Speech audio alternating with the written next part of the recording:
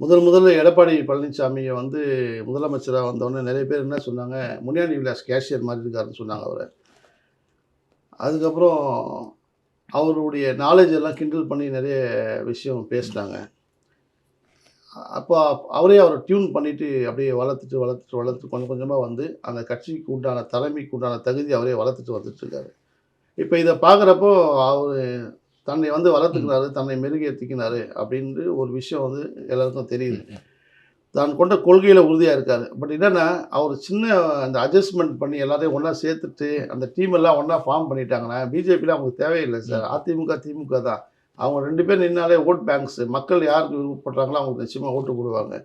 இது ஒண்ணு தான் அவருடைய அந்த பிடிவாத குணங்கள் மட்டுமே தான் இன்னைக்கு வந்து அவர் அரசியல்ல அவர வீக் ஆக்குதே தவிர, ம். ஆனா அவர் தன்னை வளர்த்துக்கினார்.